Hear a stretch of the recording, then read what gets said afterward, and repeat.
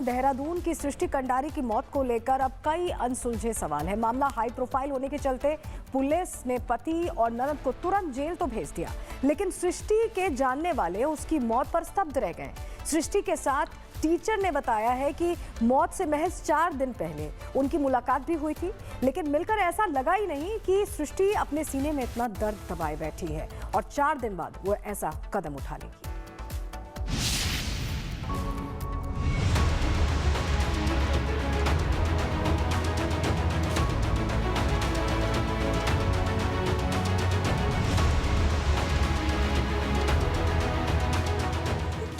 देहरादून की सृष्टि कंडारी की मौत के 2 दिन बाद जब ये वीडियो सामने आया तो इसे देखकर हर कोई सिहर उठा।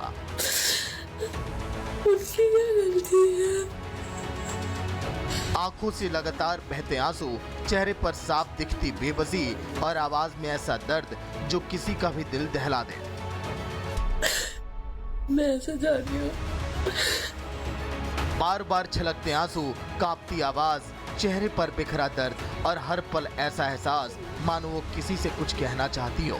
लेकिन अफसोस, सृष्टि की ये पुकार जब तक सुनी जाती तब तक उसके लफ्ज खामोश पड़ चुके थे और हार कर उसने इस दुनिया से अलविदा करने का फैसला कर लिया था। सृष्टि की संदिग्ध मौत 29 जुलाई को हुई थी और 31 जुलाई को उसका वीडियो सामने आया।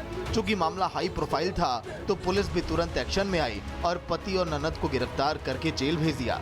लेकिन सृष्टि की मौत ने अपने आप में कई सवाल अब खड़े कर दिए हैं। ऐसा अनसुलझा सवाल जिसके जवाब की तलाश इस समय लगातार जारी है।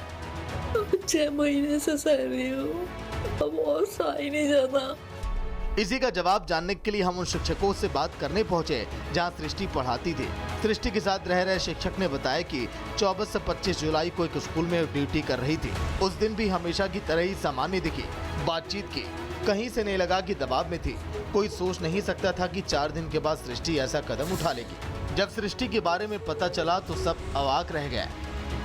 जी, 1-2 बार बात हुई होगी, किस तरह की व्यवहार, कभी लगा कि वो ये कदम उठा लेंगे? आप लोगों ने सुना होगा, वो वीडियो देखा होगा कि कैसे वो उन्होंने कहा कि सॉरी मम्मी, मैं अब और नहीं सह सकती, मैं जा रही हूँ। दुख यही हो रहा है कि जिस तरीके से वो लड़की एक बिंदास लड़की थी, एक हंसमुख लड़की कह सकते हैं हम उसे, एक बिंदास लड़की थी। उसके चेहरे से कभी भी कोई उदासी हमने कभी देखी नहीं है, या तो प्रकट नहीं कर पाई होगी, बाहर नहीं निकाल पाई होगी, लेकिन हम लोगों ने कभी ऐसा महसूस नहीं किया। यदि हमें महसूस होता तो शायद कुछ हम उसे भी समझाते या हम साथी लोग कुछ उसे अच्छी राह बता देते। मतलब सृष्टि अपने अंदर जो दर्द दबाए बैठी थी उसका कहीं इजहार नहीं किया, किसी को कुछ नहीं बताया, सब कुछ अपने अंदर सहती रही, घुटती रही, बर्दाश्त करती रही।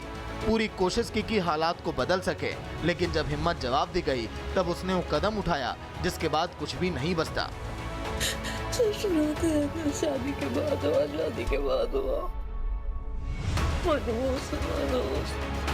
सृष्टि तो इस दुनिया में नहीं रही, लेकिन उसके लिए इंसाफ की लड़ाई जरूरी है। विधायक विनोद कंडारी की मांग पर सीएम धामी ने सीआईडी जांच के आदेश दिए हैं। विनोद कंडारी ने बताया कि वो सृष्टि को व्यक्तिगत तौर पर जानते थे, कभी नहीं लगा कि वो इतनी परेशान थी और ऐसा कदम उठा लेगी। जब ये मामला मेरे संज्ञान में आया तो मैं तुरंत माननीय मुख्यमंत्री पुष्कर सिंह धामी से मिला और मैंने तुरंत हेलीपैड पे ही जाकर माननीय मुख्यमंत्री सीबीसीआईडी की जांच के आदेश कराए। उसके बाद मैं उस कागज़ में स्वयं कागज़ को लेकर सचिवालय खुद गया हूँ और उसके बाद मैंने वहाँ पे गृह सचिव के कार्यालय में वो रिसीव करा। गृह सचिव सैलेश बोगली से मैंने टेलीफोनिक मेरी बात हुई।